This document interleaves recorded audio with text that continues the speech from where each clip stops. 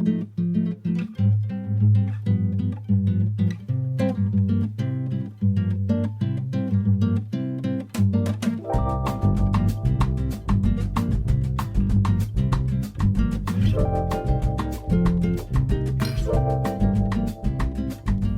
Gérard, where does the story begin for you in the Languedoc?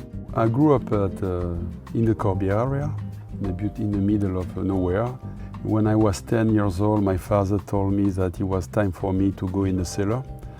And of course, it was a great experience because at the end of the harvest, he said to me, you know, Gérard, you are lucky because when you will be 50, you will have 40 years of experience. And of course, now I am 54 and I start my 45 vintage. How are you exploring this region through your life with wine? To understand the Languedoc, first of all, you need to understand the history, you need to understand the culture, and you need to understand the behavior of people. The Greek people arrived 24th century ago, the Phoenician. They arrive in Narbonne beach, just behind us, and they bring with them the claret, you know, indigenous grape, and they start to plant vineyards there. We have roots between the Greek, Roman, and then the Visigoths. We still have the footprint of these guys, and of course that's why, you know, people were very humble with the wine. Since 60s, my father was the pioneer. He was one of the first to understand the potential of the terroir. We have 25 terroirs in the Languedoc, and all of them are very distinctive. When my father passed away when I was young, when I was 22 in 87, I followed this path. And of course, this is for me more than a job, this is a mission.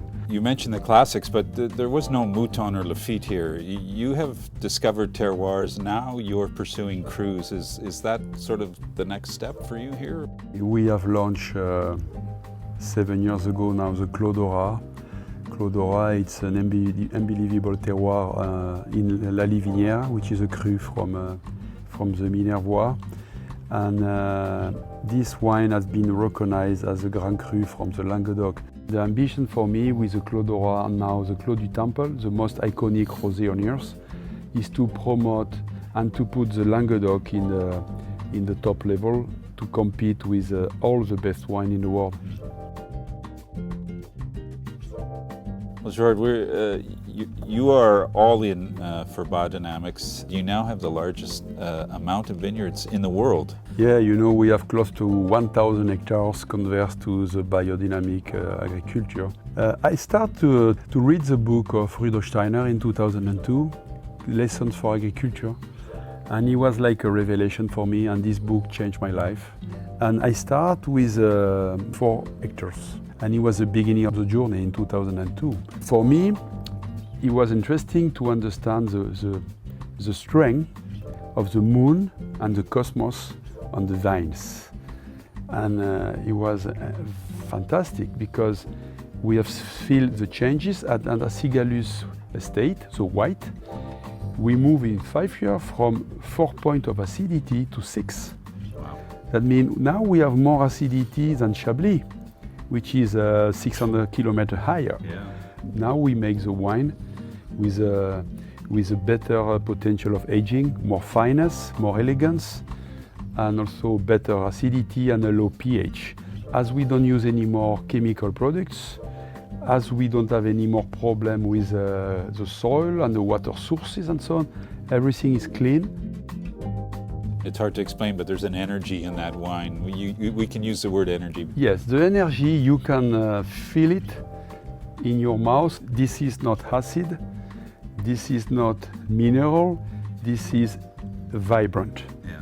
And when you have a wine with a high level of vibrancy, you can feel it everywhere in your mouth. And it's kind of connection between the wine and yourself and your body. When the wine delivers a message, when like an ultimate experience, you can discover the soul of somewhere. Each terroir, it's unique, and with the biodynamic principle, you reinforce the taste of somewhere. Well, when I first met you, you were having fun making rosé. Now you're really exploring the topic. Rosé was a drink, was a beverage, and now rosé become in the world of Grand Vin. The good thing with rosé is that first of all you can drink all day, all night now. You can drink at the pool, you can drink at the beach, you can drink during the lunch or dinner. It's very friendly. But my challenge was also to say, okay guys, we want to explain to you that they do very good rosé in Provence, but we do also excellent rosé in Languedoc.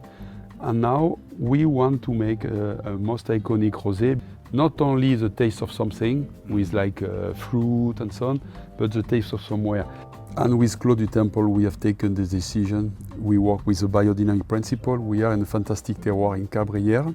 We want to make a rosé with the potential of aging for the next 15 years. One of the things I like the most about your philosophy, you have many, is the Art de Vivre. This is also a soul in the Languedoc. What do we like to do is to make the link between the wine, the gastronomy, the culture of the region, and art. That means music and painting and sculpture and so on. That's why Château L'Hospitalet here is very important for us. With a glass of wine, you start to talk and you stop to fight. I mean, we need more wine in the world because we need to share the peace, the love, and the harmony. One of the things I didn't know is you challenge your people to do something different. What's next here at Gérard Bertrand? Yeah, you know, the future is that. This is a message we want to share with our consumers and also to the world. And we lead this industry, and we have now different ranges of product for organic, sulfite-free, vegan, bee-friendly, and also biodynamic. And that represents already more than 40% of the global of our numbers of our wines. And we want to reach 80% in the next 5 years. Because I think now everything is connected. And if the wine industry shifts to organic and biodynamic, it will be important for the agriculture to follow. That's why, you know, for us the message is be the change, and everybody will have to make some changes in his life in order to help this beautiful planet.